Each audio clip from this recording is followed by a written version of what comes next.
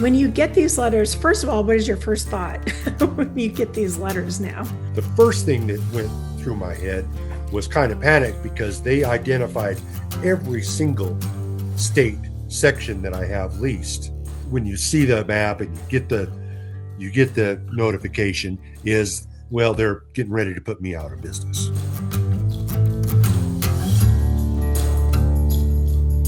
How are you? I'm good. How are you? I am good. I am so excited to talk with you today. Awesome. Well, I'm excited to talk with you too. Oh, thank you so much for your time. This is such an honor. I've been only watching your story for the last month, and wow, you have really you've done an amazing job bringing attention to this. Yeah, it was a lot of work. Uh, my son was the one who suggested that I start this X account and start trying to spread the word that way. And it's been a few years now, and finally I got some traction with it. But it took a lot of work. A lot of times I would post stuff and maybe two or three people would see it, you know. Yeah. Wow. Well, it's been amazing and you're doing a fantastic job. I really feel like I've learned a lot from your social media without having to go and, look up a whole bunch of things. It's very understandable. Oh, So good. All right. Well, thank you for that. yes. So before we jump into solar, if you don't mind, I like to get your opinion on the screwworm fly and the, Sure. the cattle supply. What are your thoughts on everything happening right now? Well, it's unfortunate that the screwworm came back. We in the industry have been watching it for, I don't know, 3 years now because it jumped out of containment, I think in 2022 or 2023. I'm not certain about that, but it jumped out of containment in Panama and then started working north. So we knew it was coming for several years. And there's very little that you can do about it in Mexico and Nicaragua and Guatemala because they won't really allow us to enact the kind of mitigation measures that needs to be enacted to try to stop it. So the only thing we had left is to wait for it to finally cross the border, which it did. Should people be concerned here in the US about this? No, I don't think so. My grandfather and my great grandfather spent their entire ranching career with screwworm being part of the equation, and they dealt with it. It was just like another pest you had to deal with, and back then they didn't have the kind of good stuff that we do now. Like ivermectin will kill the stuff Oh, immediately, okay. and so we've got a lot better stuff than they did in the old days. And like I said, through most of the 20th century and all of the 19th century, we had it throughout the United States. Most people weren't even aware of it. It affected ranchers, but not in a way that drove everybody out of business. It just added some cost and a kind of a pain in the butt. Okay. Well, I guess that's reassuring then. So, um, And it won't get into your beef. Like you're not going to pick it up from eating beef or anything like that. That's not going to happen. So people should know that. okay. So now on the solar issue, one of the ways that I learn about different issues is that I like to write about it. And so Right. it was about a month ago, I saw one of your posts pop up, and it was actually May 4th that I wrote my first report about you and your situation. And since then, your story has gained national attention. You've been hearing a lot from our local leaders and even leaders all the way up into the Trump administration. What has this experience been like for you? It's been a little weird. My kids tease me and say that I'm famous now. You know, it's but you don't really feel that because it's through social media. So I'm not really having like a bunch of direct contact other than, Brooke Rollins did actually call my personal phone, which was really Oh. cool. But I don't know. It feels kind of the same to me. I'm glad that I'm getting attention though, because that's what I need. I need to get this out there. That's the only way I have to fight this. I grew up in Nebraska, so I understand that rural um, sense of this country. I've lived in Arizona for 21 years. Last summer, my husband surprised me with a 3-week trip, just driving all through the West, Hmm. learned about all the history, saw all this beautiful, beautiful land. Can you set up for the listeners who are new to your story? Can you please set up for me where you are and what this land means to you?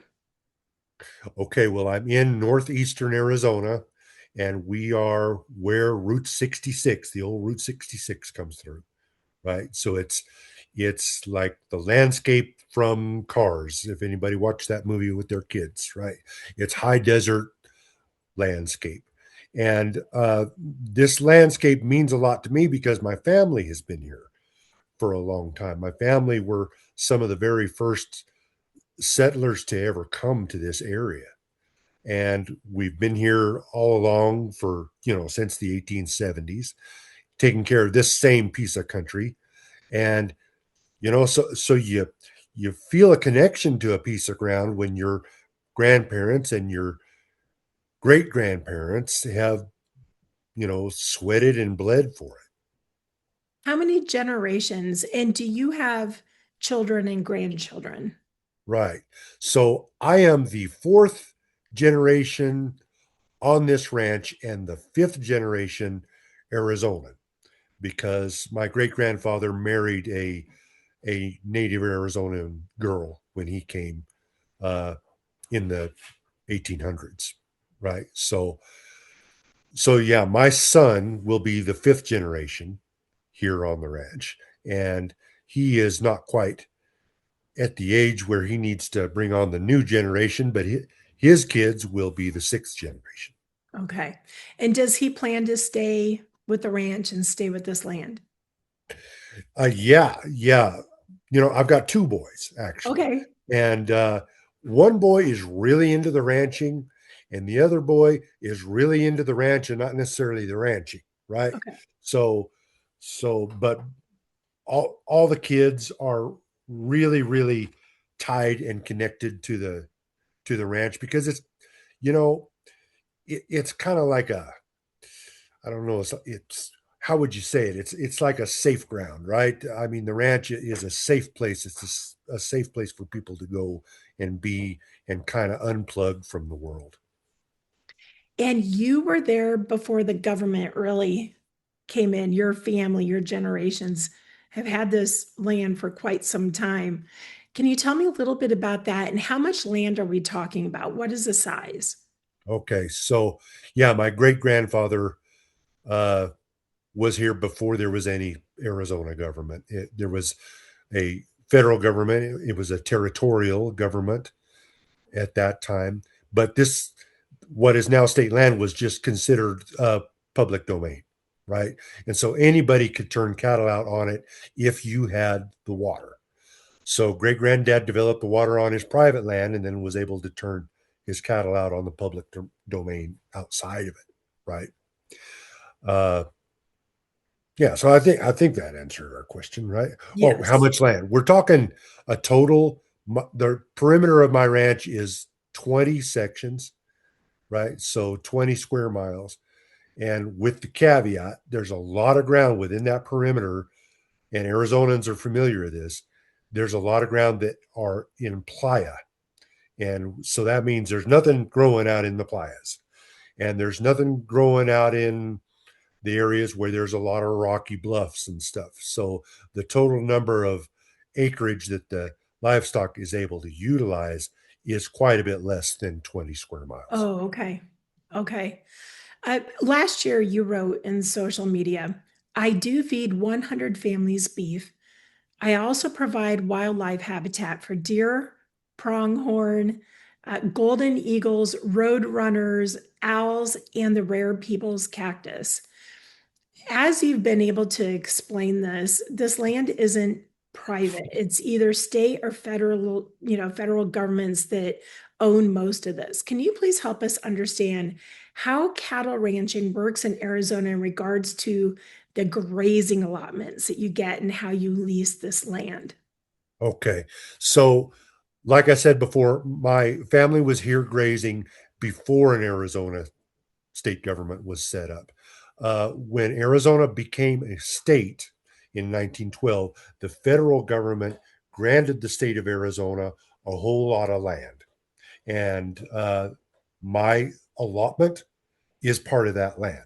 Okay. So, what happened, first generation, great granddad's time, the state government came in and said, "We are now in control of this land that you've been running on. We're going to give you an allotment, and you just pay us a lease, and we'll use your lease money to help fund the schools.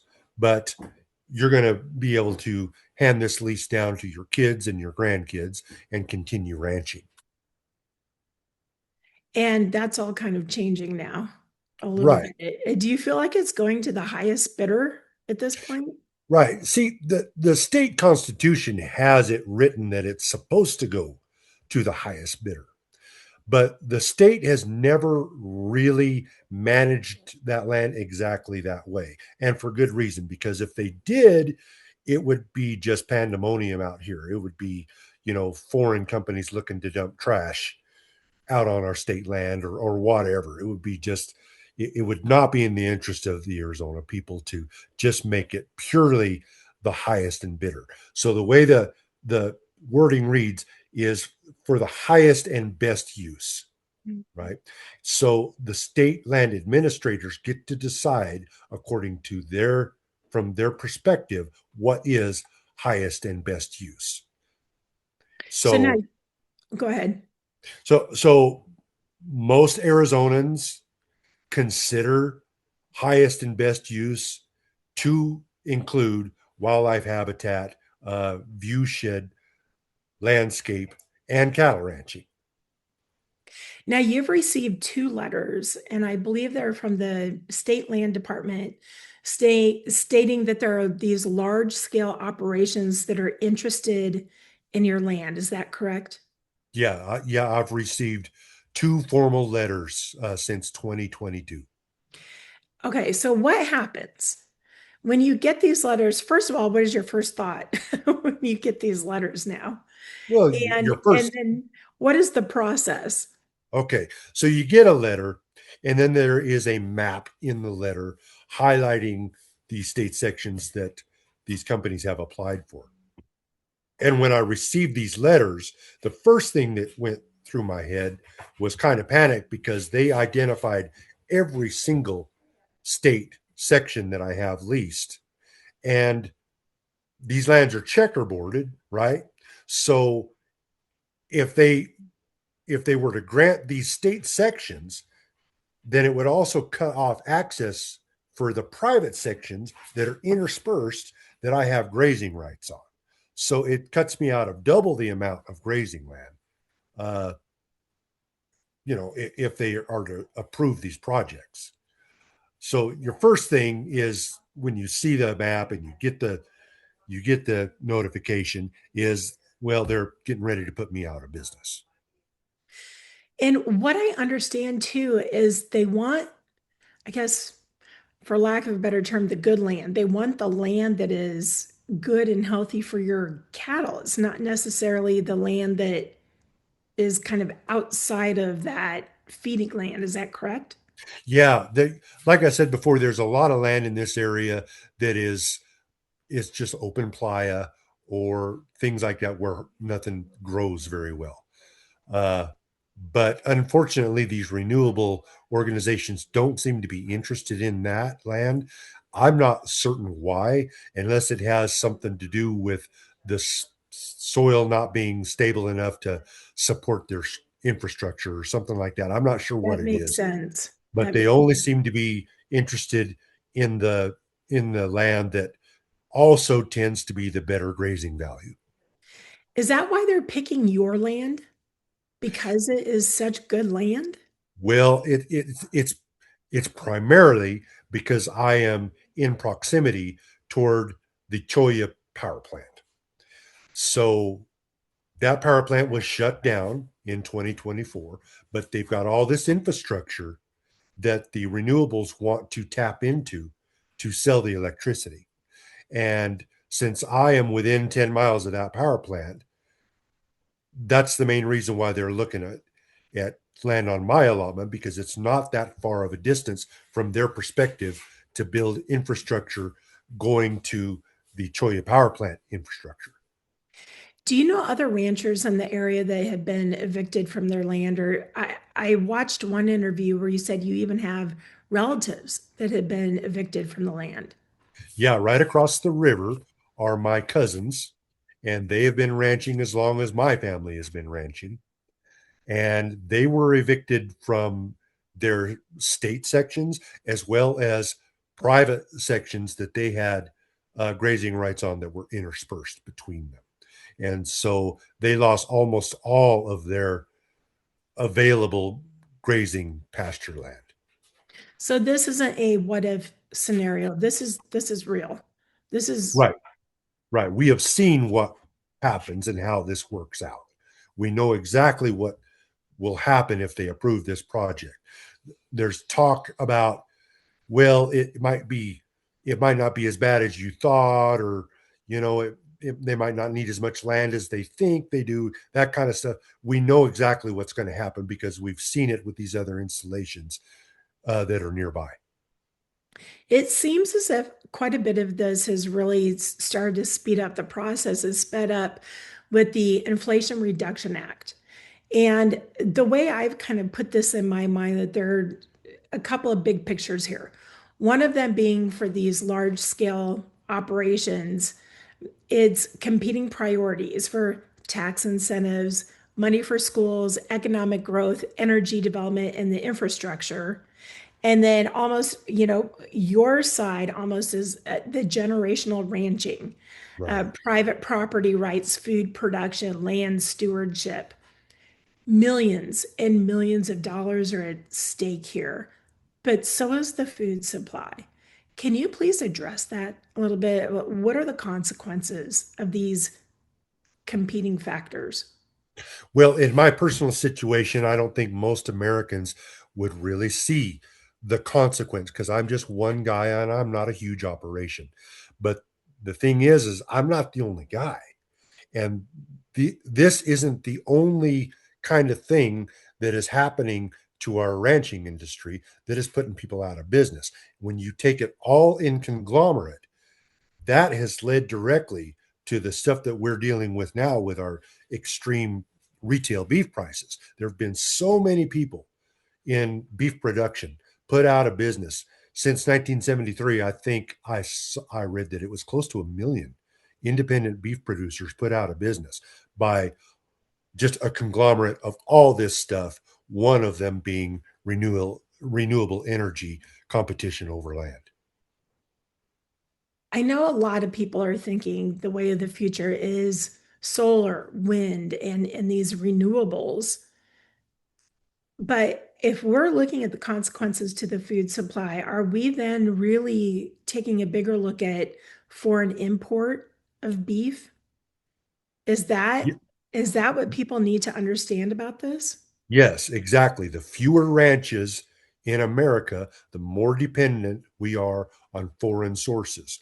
And when I say foreign sources, I'm talking primarily Latin America because, Australia exports beef, right?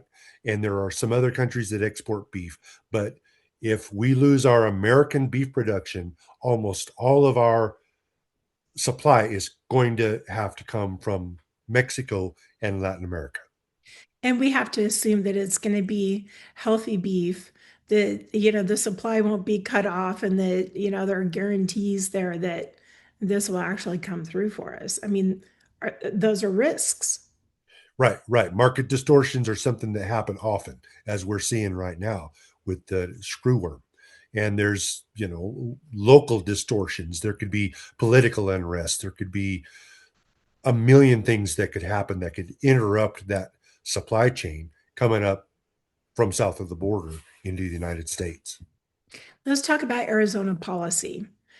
Under Governor Hobbs' leadership at this point, you have talked quite a bit about some of the policies that are now affecting the land here in Arizona and her goals for renewables, and how some of those goals don't also reflect the cattle ranchers and the people who are, adding to our food supply here.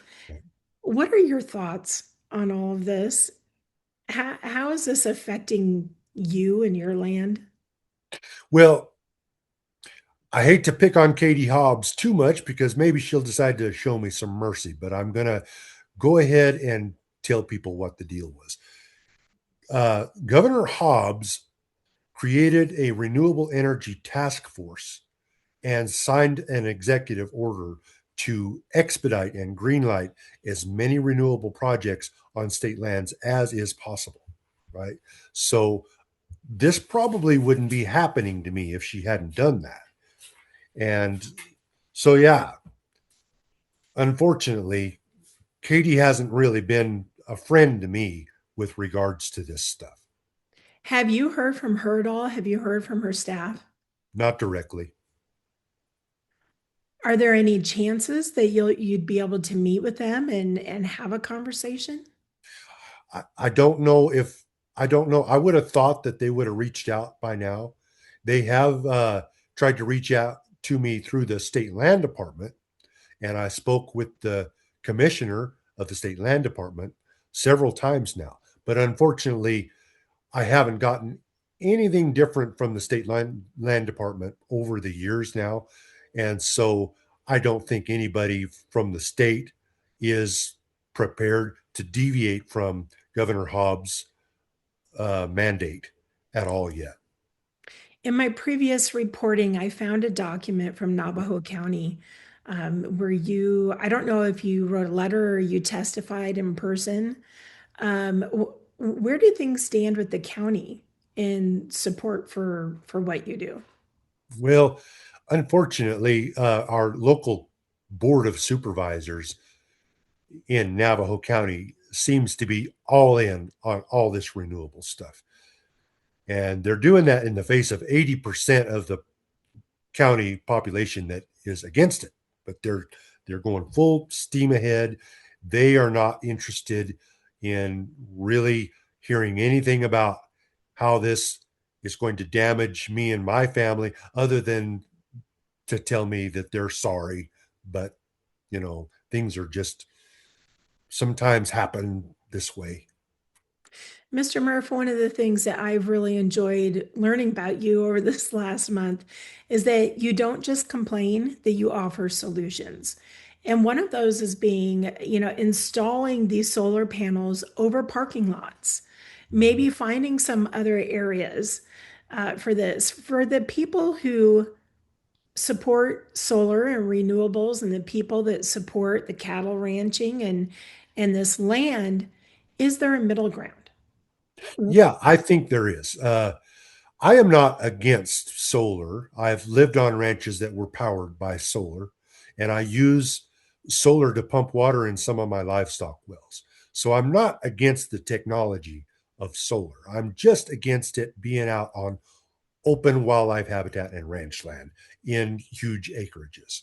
Now, from what I have learned, is the Phoenix metropolitan area, which it includes all the towns that adjoin Phoenix. There's like between 300 and 500 square miles of parking lot and roof space down there. Roof space on like the big box stores. Three to 500 square miles. That's a lot of country. We could install solar over parking lots, and I don't think a single Arizona resident would have an objection to that, because everybody in Arizona, as we all know, knows how hot those parking lots are. So we could utilize that ground. There's also other technology they've come up with. They've got solar fencing, right? Where solar panels can be built as a fence line between ranches, between pastures. And there's an awful lot of fence out there. And if they were to erect this solar fencing, would be an awful lot of country that would be put into solar and but still not negatively affecting wildlife or cattle ranching or the viewshed or the landscape. So let's talk about the company that's interested in your land. It's a foreign company, correct? As I understand, Orsted is a Danish company with a considerable amount of its assets being in the actual state of Denmark. So it's a partially state owned company, as I understand. How did they find your land? Well, it looks like our county board of supervisors invited them to come to our area. Do you feel that there might be middlemen with either board of supervisors or organizations like this that are helping find the land for these companies to come in? Do you have an issue with that at all? I do have an issue with that because I feel like they're helping to expedite harm being done to people like me. Uh, and and it's not just that, but I know that in every county there's middlemen that are trying to help these renewable or companies get these lands. But we've also got the complication with the governor's office. Katie Hobbs put out a map kind of showing the areas where they wanted to see renewables concentrate on. And unfortunately, my area is on that map. Do you have any recourse? Unfortunately, I don't really have legal recourse uh, because the state is allowed to do this, right? Uh, so I can't sue the state. I don't think I could sue Orsted because what they're doing is legal. So I don't have legal recourse. I have some political recourse. It's going to be costly to do this to me and other ranchers because, you know, people in Arizona just they don't like this kind of stuff, especially once it's been illuminated to them that there are alternative options that can be done. You know, you've heard from Eli Crane, you've heard from Andy Biggs, you've heard from John Rich, you've heard from Secretary Rollins. Do you think that's enough? Do you think that these folks are really able to help you? I don't know. I hope so. I know that, Brooke Rollins has got a pretty heavy stick that she can use, and she's also got a pretty sweet carrot. So I'm hoping, based on what I've been told by Brooke herself as well as her staff, that they have got tools to put extraordinary pressure on the state to relent on this, and I'm hoping that that's true. If, with some of these solar projects, one of the selling points that the companies make are jobs and job opportunities. Can you please speak to that a little bit? What kind of jobs are we talking about? Okay, well, that's something I've seen up close because we've got three very large solar industrial complexes here that have been under construction for the past couple of years. So the first thing, they don't hire any locals at all. I've only known three locals that they've hired. Almost all of the people that they've hired, they bring in from out of state, and when the project is complete, they leave with them, right? So there's the economic benefit is fleeting, and it's just basically we're talking about guys going into the store to buy beer. They Another unfortunate thing I have found is that the people who work around the solar construction industry, it tends to be kind of a rough bunch. And uh, we have seen an uptick in petty crime and things like that since the arrival of these people. When people hear this, they may not understand that a facility of that size, it doesn't need a lot of people. These are not like a lot of the warehouses that are coming in providing hundreds of jobs to people. Right.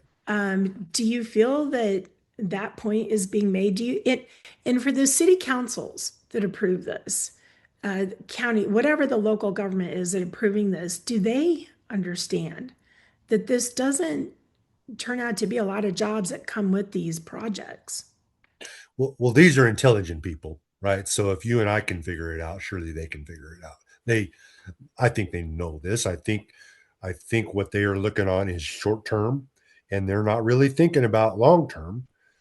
Frankly, I think a lot of them are thinking about trying to cash in as much of this as they can, and then leaving Mm. and not worrying about my grandkids or my kids or and their grandkids will be somewhere else like Scottsdale, I suppose.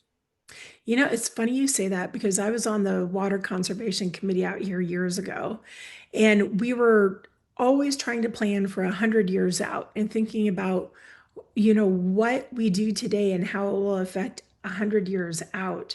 But with these projects coming in, maybe that's not the philosophy. I know that even they're talking about decommissioning in 30 to 40 years. So that's kind of where that seems to stop in that time frame.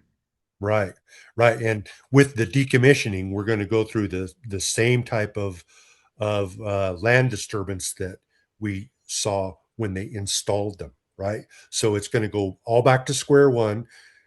They'll pull all the stuff out, but then you'll just have bare dirt and blowing sand. And then after that, we're looking at decades before that land gets reclaimed by the natural environment. I saw that you posted that. In the contract that I'm looking at out here, it said it will return the land to basically the same general condition that existed prior to development. Those are the words in the contract. And then you had posted, well, that's not exactly vegetation. That could be tumbleweeds Right, because a lot of that land, that topsoil has to be bulldozed. right, right, And right. That's exactly the thing. Once you take the top few inches of the soil off, you've disturbed the biomass of all the native vegetation. And I've got a little bit of range background, right? So in the Southwest, and especially on the Colorado Plateau where I am, we only have like 1 year out of 7 that are conditions that that are right for generation of new native vegetation like the grasses and the salt bushes and stuff. That's 1 year out of 7. So that's the reason why it takes so long to regenerate. And even the United States Natural Resource Conservation Service, whose job it is to reclaim land that has been damaged by drought or anything like that. Their job is to reclaim agricultural land and try to protect agricultural land. They will not do reseeding operations in the Southwest because the likelihood of it being successful is very low and the cost to do it is very high. and even let's say you lose this fight. Let's say that something happens with this. What they're doing to this specific land will affect the adjacent landowners, correct? So it's not just your property, the land that you have these grazing allotments. This affects everyone in the general area. Yeah, yeah. Well, in the immediate vicinity, we're going to see a lot of blowing dirt, which is going to form sand dunes up on fences and stuff. And that dirt's going to have whatever chemicals that may or may not be being used in that installation. And I know that they use chemicals sometimes for dust control, right? So there will be the blowing dirt, there will be watershed issues because the the rainwater when it comes will run off the panels, it'll run across the bare ground and then spill off over into the adjoining properties. What does the land look like in 50 years after all this has happened? Okay, 50 years. I have a pretty good idea. And we're going to assume that in 50 years they decommission the site, right? So in 50 years, you're looking at for one installation, you're looking at a 5 to 8,000 acre area that has very little or no native vegetation. It will be thick with uh, annual weeds or noxious invasive species like tumbleweed, like camel thorn, uh, things like that, uh, local weed, just all kinds of stuff like that. That is not forage for animals. It's not forage for cattle, and a lot of that stuff is actually toxic. Uh, so there's going to be a lot of that, and you will still be able to see the mechanical scar in the ground, and that'll be something that people will be able to see for 100 years, and from the air you'll be able to see it for 400 or 500 years. When a rancher is evicted from their land for these large scale projects, what happens to the cattle? What is the process for the rancher? We sell our cows. Oh, you do. Yeah, that's the only thing there is. I mean, maybe there's a chance of picking up some other ground, but in Arizona, it is extremely difficult without just buying a new ranch somewhere.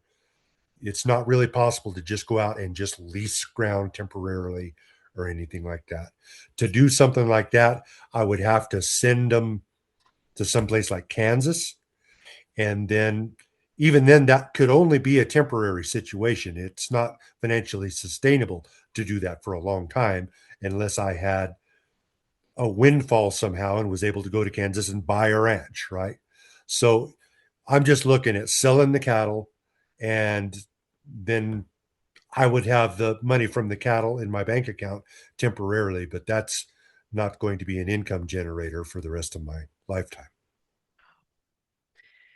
Arizona does have quite a bit of land, but it makes sense when you say that even the barren land, they need a specific kind of land to be able to bury these, the poles, whatever, for these panels. Right. Are there any other solutions?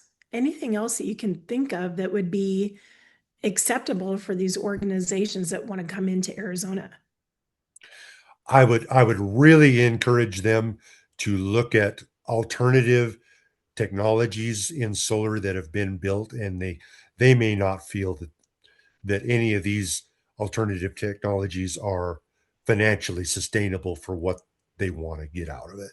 But I would really encourage them to look at fence line solar and maybe divert from the macro installations on open land and get more into micro installations over parking lots and urban arrays over brown fields and even sporting complexes in the urban areas and in the towns. We have primaries coming up and we have a big general election coming up this fall. What are your thoughts about these elections, who might be coming into office, and just the importance of these elections for the future of your land and your business? I I really hate to make this political because I don't really think this has to be political, because I think most Arizonans are really against evicting ranchers and wildlife over solar, right? Regardless of their political affiliation. But that said, the only support that I have gotten is from people on the right side of the aisle. And so, for my part, that's who I'm going to support because that's who supported me. But I would encourage Democrats to jump on board because this is not a partisan thing. Arizonans do not want wildlife and ranchers displaced over renewables. They just do not want it. For the people who are listening to your story, what can the public do? How can the little guy, or just, the average Arizona resident, how can we help you? Well, you can go to the Arizona State Land website, which is azland.gov, and there is a portal there where you can leave comments as a citizen, and you don't even have to be an Arizona citizen. Just as a concerned citizen of the United States, you can leave a comment with them asking them to reconsider evicting ranchers and consider other options when dealing with solar installations. One of the things that you wrote in social media was, all this has broken an old man's heart. Yeah. How do you feel today? Yeah. Yeah. I mean, you know, if I spend very much time thinking of the consequences of it, then I can get pretty down because, yeah, it's going to affect me. And that's heartbreaking just from a personal standpoint. But what really breaks my heart is what it's going to do to my kids and what it will do to my grandkids and what's going to happen to all that wildlife out there that I've kind of become kind of fond of, and I've taken it upon myself to try to help them survive and thrive out there. We've had pronghorn antelope that have moved back in to this side of the interstate that didn't used to be here, and I've been watching that little band of pronghorn grow, and I've been trying to keep the coyotes off their babies so that they can thrive. They're going to be gone because the solar installation is not going to provide them water like I do. You have a lot of people rooting for you. And I hope that our state can find a solution where the cattle ranchers can be protected and the solar companies can do their thing. I don't think this is a one or the other, but hopefully there's a way that there's an ability to kind of coexist in this state. Well, I appreciate that.